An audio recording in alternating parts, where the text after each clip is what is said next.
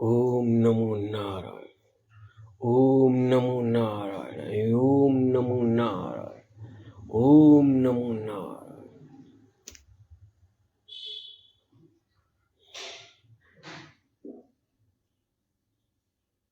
नारायण वासुदेव।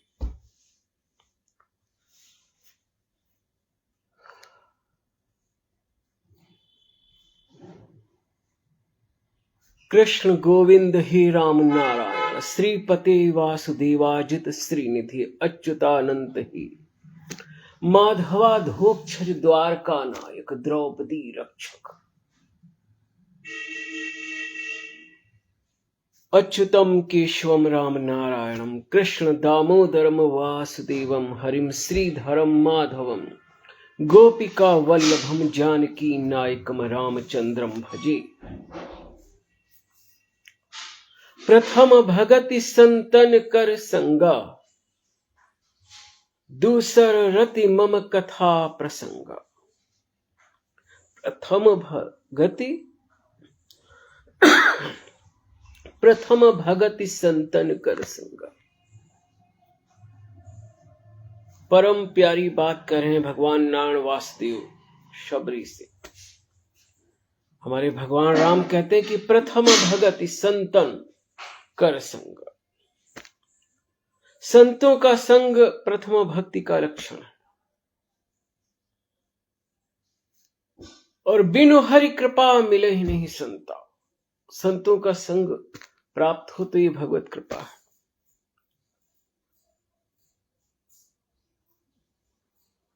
संत का संग मिल जाए तो परम सौभाग्य, ना मिले तो एक संत है जो सदैव तुम्हें संग देने के लिए तुम्हारे संग में है। और वह संत कौन? तुम्हारा सात्विक भक्तिपूर्ण अंतःकरण। लेकिन ध्यान रखना, सात्विक अंतःकरण। जैसा कि गुणत्रय विभाग योग में योगेश्वर भगवान कृष्ण कह रहे हैं, वो सतरजतम गुणों का वर्णन करते हैं। तो जब सात्विकता प्रबल होती, जब सत्य गुण प्रबल होता है हमारे अंतःकरण में, उस सात्विक अंतःकरण की मैं बात कर रहा हूं।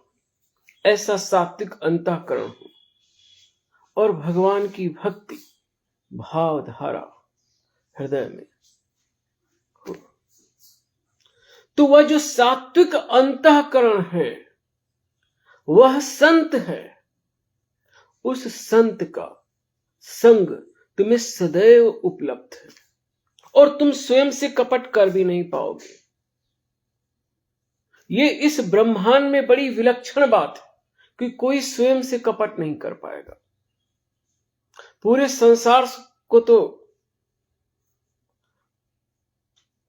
संसार से छल कर सकता है परंतु स्वयं से छल नहीं होगा। तो यदि तुम्हें संत की अभीप्सा है तो संतों की खोज करो, उनके संग बैठो।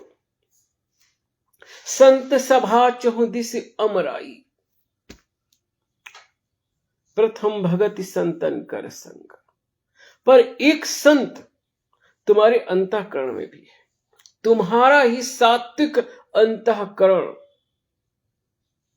और उसमें भगवान नारायण वासुदेव की भक्ति धारा चल रही है। उस संत का संग करो, उसे सुनाओ और उसे सुनो।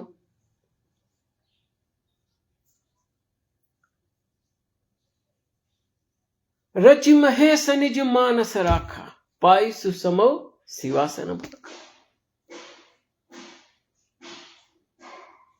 स्वांतः सुखाय तुलसी रघुनाथ गाथा भाषा निबंध मति मंजुल मातनो थी।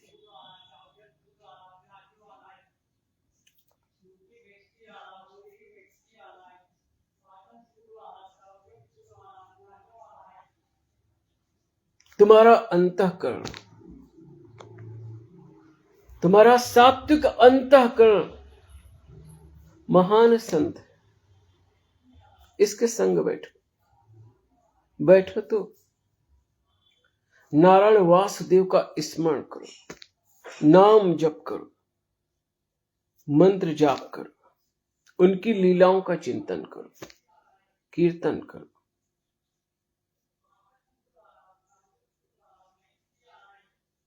मैं स्वांता सुखाय और लोक कल्याण के लिए आध्यात्मिक वक्तव्य देता हूं, आध्यात्मिक कथा कहता हूं, भागवत कथा कहता हूं। मेरा आनंद, मेरी आत्मिक रुचि, मेरा स्वभाव, मैं अपने स्वभाव से जीता हूं। कभी कभी बहुत से बौद्धिक कुशल अभिनेताओं से संपर्क हो जाता है,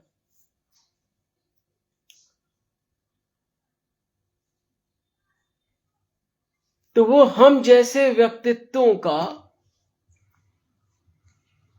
अपने स्वार्थों के लिए यूज करने की कोशिश करते हैं।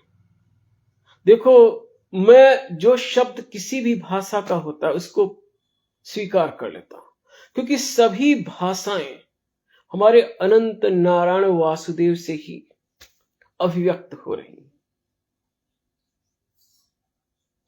मेरा अनंत नारायण अनंत भाषाओं में बोलता है।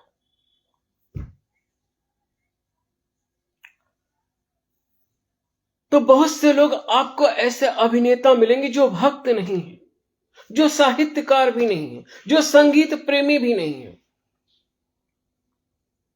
जो आध्यात्मिक अभिप्सा भी नहीं रखते। वो अपने अन्य सांसारिक स्वार्थों के लिए, अपने राजनीतिक उद्देश्यों के लिए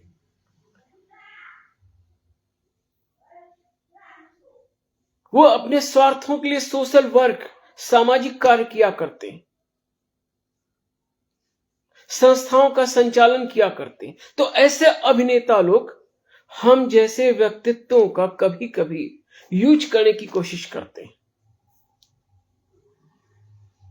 परंतु मैं सावधान करता हूं अपने जैसे अन्य व्यक्तित्वों से। ऐसे लोगों से सावधान रहना। वहां उतना समय क्यों दुरुपयोग करो? तुम्हें कोई सुनने वाला मिल जाए, किसी वाटिका में चले जाओ, किसी वृक्ष के नीचे चले जाओ, या किसी अन्य वृक्ष के नीचे बैठ जाओ, खेतों में बैठ जाओ और वहां उसे सुनाओ। लेकिन मित्रों, संसार में सुनने वाले कम मिलते हैं। आप रामचरितमानस को ही देख लो। भगवान शिव मां पार्वती को कथा सुना रहे हैं, केवल मां पार्वती श्रोता है। काकभूषुंड जी सुना रहे हैं, केवल गरुड़ जी श्रोता है। और महर्षि याज्ञवल्क्य सुना रहे हैं, भरद्वाज जी श्रोता है। श्रीमद् भागवत पुराण सुखदेव जी सुना रहे हैं, परीक्षित श्रोता है। विष्णु पुराण महर्षि पराशर सुना रहे हैं, महर्षि मैत्रेय श्रोता है।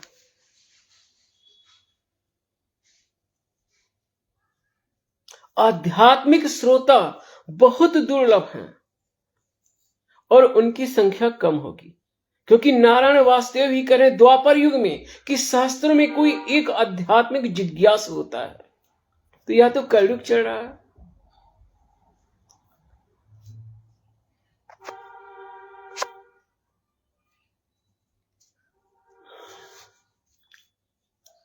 तो भ्रमित ना होना ऐसे लोगों से। उन लोगों को सम्मान पूर्वक विदा कर दो और यही कह दो कि तुम मुझे सुनना चाहते हो तो जब मैं तुम्हें बुलाऊं, आओ, किसी वाटिका, किसी उपवन, किसी पार्क में चलते हैं, और जब मैं तुम्हें बुलाऊं तब मुझे सुनना। तब वो भाग खड़े होंगे। मैं एडवोकेट हूं, 28 वर्ष एडवोकेसी में हो रहे हैं, तो मैं यह भी एडवोकेसी अपने जैसे आध्यात्मिक व्यक्तित्वों के लिए कर रहा हूं। ऐसे लोगों से पढ़ना मत। वो आपको पढ़ाने आते हैं, वो आपको सुनना नहीं चाहते, वो आपका केवल यूज करना चाहते हैं अपने राजनीतिक और सामाजिक उद्देश्यों के लिए, अपनी प्रतिष्ठा के लिए, अपने स्वार्थों के लिए। और ऐसे लोग आध्यात्मिक क्षेत्र में भी अभिनेता मिलेंगे, साहित्यिक क्षेत्र में भी मिलेंगे और संगीत के भी क्षेत्र में मिलेंगे। और संगीत से मेरा अभिप्राय सात्विक संगीत से है।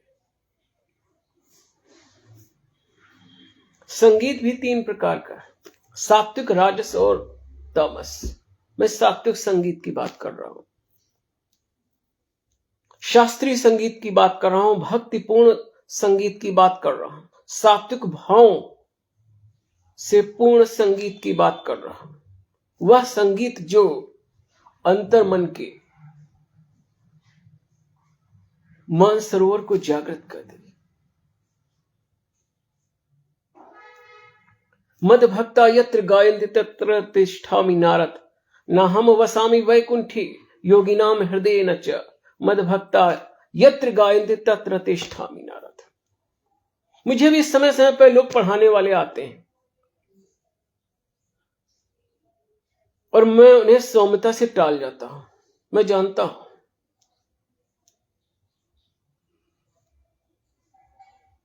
एक कहावत मैंने सुनी है और ये कहावत मुझे बड़ी अच्छी लगती है, मैं जो वक्तव्य दे रहा हूं। 70 खेल बसिंदो खेलें, उनका पढ़ावें चिर्रो। अब यहां पे बशिंदो शब्द का मैं अभी विश्लेषण नहीं कर पाया हूं, लेकिन ये इसका जो भाव है मुझे अच्छा लगता है। 70 खेल बशिंदो खेलें, उनका पढ़ावें चिर्रो।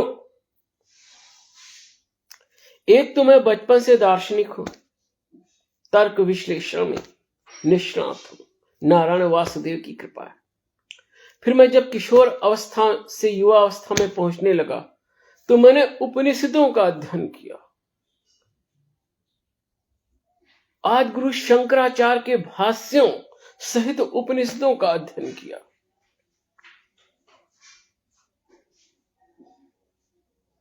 अथाह स्वाध्याय किया, आत्मा में तर्क विश्लेषण करता रहा, अनंत एकांत प्रिय रहा सदा से, तो स्वयं में विश्लेषण करता रहा, आत्म तत्व का, सामाजिक सत्यों का, बहुत सी बातों का। दूसरे 1997 में मैं एडवोकेसी में आया, सिविल कोर्ट सीतापुर में। यह नैमिषारण क्षेत्र के अंतर्गत सीतापुर शहर है, तो वहां सिविल कोर्ट में मैंने वकालत प्रारंभ की। लेकिन उस समय बार काउंसिल ने एक नया नियम बना दिया था कि 1 साल प्रशिक्षण करो तब आपको अधिकार मिलेगा वकालत का, और पहले नंबर मिल जाता था प्रशिक्षण।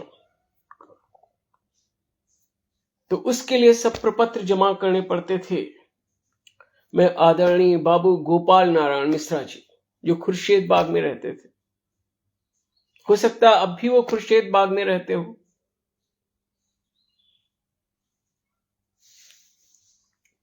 अब इस समय वो खुर्शीद बाग में रहते हैं या कहीं और रहते हैं तो मैं नहीं जानता हूं, लेकिन उस समय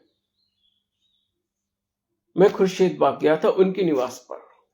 हो सकता है अब भी वो वहीं रह रहे हो या कहीं अन्यत्र कोई दूसरा मकान बनवा लिया हो और वहां रह रहे हो। खैर, अब वो इस समय कहां पे निवास कर रहे हैं मुझे पता नहीं। मैं उन्हें प्रणाम करता हूं, मैं उनका कृतज्ञ हूं। उनके लिए बहुत हार्दिक शुभकामना है। मेरे वकालत के रजिस्ट्रेशन में उनका महान सहयोग है।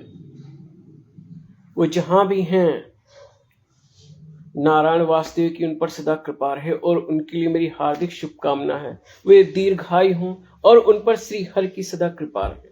वे दीर्घायु हों, भगवान वासुदेव की उन पर सदा कृपा रहे। उनसे बहुत सहयोग मिला। मैं उनके एडवोकेसी के चैम्बर में जाके प्रपत्र जमा कराया था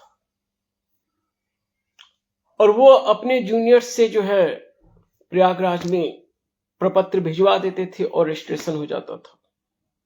फिर कुछ समय बाद फिर मैं उनके चैम्बर में गया तो वहां से उन्होंने वो जो है प्रशिक्षण नंबर दिलवा दिया था। मुझे उनके चैम्बर में एक बात बहुत प्रिय लगी थी कि मेरे इष्ट देव परब्रह्म नारायण है, तो भगवान नारायण का एक चित्र मढ़ा हुआ उनके चैम्बर में रखा था। उनका पुत्र परेश मिश्रा है, वो भी बहुत प्रतिभावान है और वो बार काउंसिल उत्तर प्रदेश का चेयरमैन भी रह चुका है। उसके लिए भी मेरी हार्दिक शुभकामनाएं हैं। बाबू गोपाल नारायण मिश्रा जी एक महान अधिवक्ता भी रहे हैं और वो चेयरमैन भी रहे हैं बार काउंसिल के। तो मैं 97 में उनके यहां पर पत्र जमा कराया था, तो उस समय यह अधिकार मिल जाता था कि आप किसी सीनियर के साथ बैठ के वकालत का प्रशिक्षण लें। 2 डायरियां बनानी पड़ती थी, कोर्ट डायरी और चैम्बर डायरी। वो बात कुछ वहां जमा हो गई थी bar council of Uttar Pradesh के। उसमें 1 वर्ष के पश्चात उसमें अधिकार मिलता था कि अब आप एडवोकेसी कर सकते हैं और अपना वकालतनामा लगा सकते हैं। फिर उसके पश्चात मैं 7 वर्ष के पश्चात ही एमकस क्यूरी हो गया और मुझे पहला ही केस सेशन का मिला, 302 आईपीसी 25(1)B आर्म्स एक्ट। और मुझे जो केस मिला अचानक मिला और वो गवाही में चढ़ा था। अब मैंने केस का अध्ययन भी नहीं किया था, अचानक कोर्ट से हमें जो है नोटिस आ गई कि आप इस केस को देखिए। जब मैंने केस का अध्ययन ही नहीं किया तो कैसे मैं उसमें जिरह करता। तो आदरणीय माननीय घनश्याम पाठक जी ने स्वयं ही वहां पे जो गवाह था उससे जिरा कर दी। फिर मैं तैयारी करने लगा। मैंने उस केस का अध्ययन किया बहुत गंभीरता से। उस समय श्रद्धेय एक सिन्हा साहब थे जो शासकीय अधिवक्ता थे, बाबू श्याम मोहन सिन्हा। उनसे मैंने कहा, उन्होंने कहा कि तुम मुझे वो पत्रावली दे जाना। मैं उनको दे दिया और कहा 2-4 दिन बाद मेरे घर पे आ जाना। मैं उनके घर पे गया और उन्होंने जिरे और कायदे से मेरी एडवोकेसी की तैयारी करवा दी, सब नोट करवा दिया। फिर मेरे गवाह हुए थाना अध्यक्ष हरगांव श्री शशिकांत यादव जी। मैंने उनसे जिरा की। तो जो मैंने पहली जिरा की है, जो मेरे पहले गवाह थे थाना अध्यक्ष शशिकांत यादव जी थे, मैंने किया। मैं एडवोकेसी में बहुत अध्ययन करता था और सीनियर्स के साथ जाके कोर्ट की कार्यवाही देखता था। फिर कुछ साल बाद मैंने अपना तखत डाला। मेरा तखत जो है द्वार संख्या 3 के अंदर प्रवेश करने पर थोड़ा चलने पर बाईं ओर छोटा गोलदारा है, सीजीएम कोर्ट के समक्ष, वहां मेरा तखत है।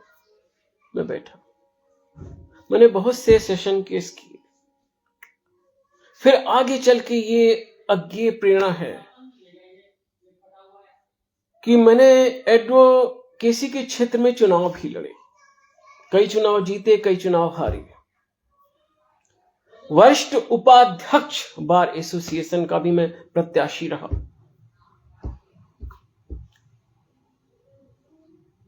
इसके अतिरिक्त मैंने ना जाने कितनी संस्थाओं का सदस्य, बहुत सी, इसके अतिरिक्त मैं ना जाने कितनी संस्थाओं का, संगठन का सदस्य हूं। बार एसोसिएशन सीतापुर का सदस्य हूं, हिंदी सभा सीतापुर का सदस्य हूं, हिंदी विधि प्रतिष्ठान का सदस्य हूं, विश्व हिंदू परिषद का सदस्य हूं। श्रद्धेय सुरेश गुप्ता जी ने बहुत वर्षों पूर्व मुझे उसका सदस्य बनाया था। राष्ट्रीय स्वयंसेवक संघ का मैं स्वयंसेवक हूं। संस्कार भारती का मैं उपाध्यक्ष रहा हूं। मैंने बहुत कुछ सामाजिक कार्य किया, एडवोकेसी की और अन्य क्षेत्रों में भी सामाजिक कार्य किया, बहुत कुछ समाज का अध्ययन किया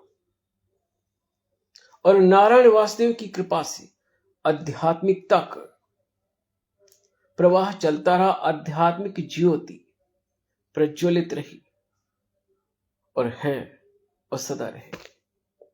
आध्यात्मिक ज्योति शाश्वत रहेगी, क्योंकि आध्यात्मिक ज्योति का आविर्भाव नारायण वासुदेव से होता है और वो तो मेरे शाश्वत सखा हैं, शाश्वत स्वामी है, शाश्वत प्रीतम है, वो मेरे शाश्वत हृदय में। तो ये सब मैं बहुत वर्षों से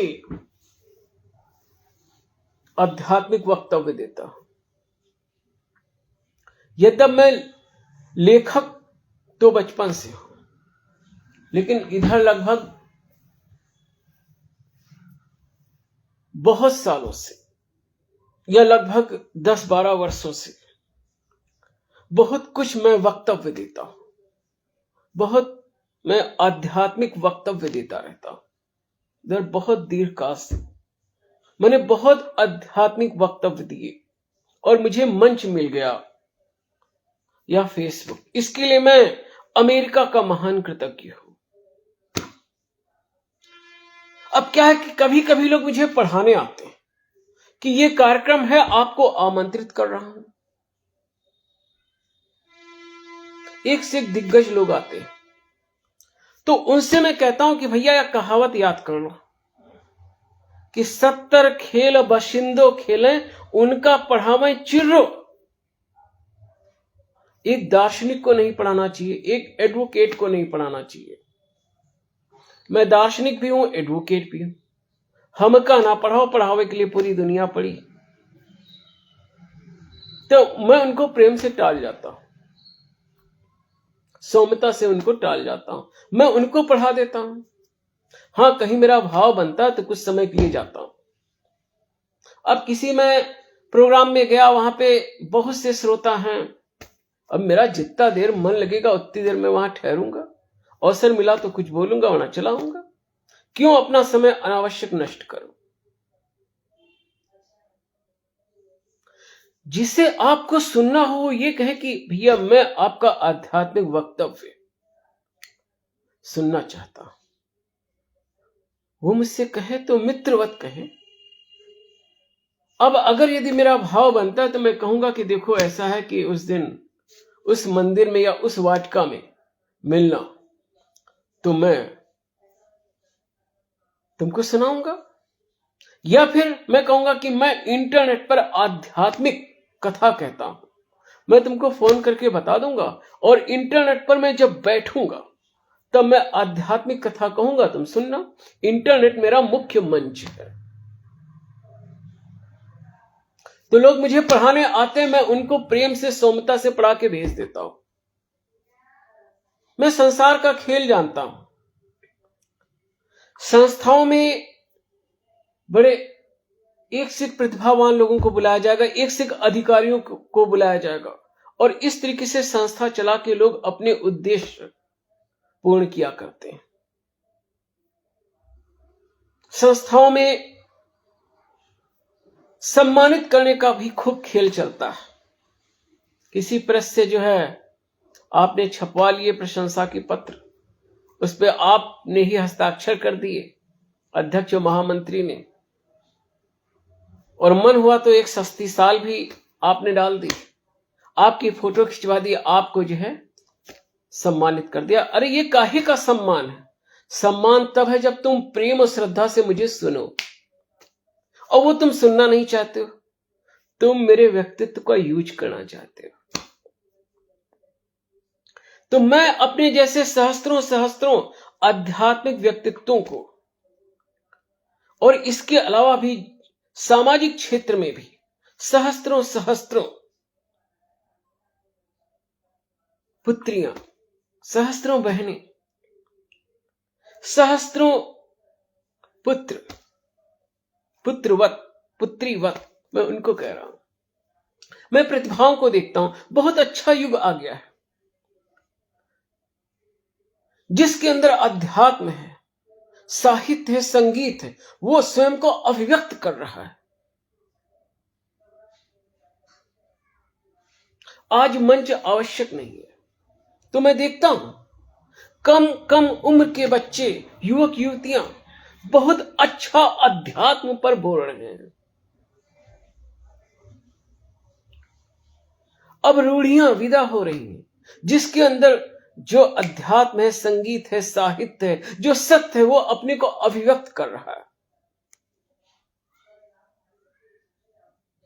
तो अभिनेताओं से समाधान, वो अभिनेताओं से सावधान करता हूं ऐसे सामाजिक अभिनेताओं से, उनसे सजग रहना। स्वयं के लिए कहो, लोक कल्याण के लिए कहो, जब भाव हो तब कहो, और सर्वश्रेष्ठ माध्यम या इंटरनेट है। फिर लक्ष्मीपति नारायण वासुदेव तो सर्वत्र हैं, वे तो सुन ही रहे हैं। मेरा अस्तित्व हो ना हो, मेरे स्वर गूंजते होंगे, शब्द मेरे अमित ब्रह्मांड में सब गूंजते होंगे। तेरे अधरों ने मेरे गीत आलिंगन किए होना, तुम्हारे मन में मेरे गीत क्षण क्षण गूंजते होंगे। ओम नमो नारायण।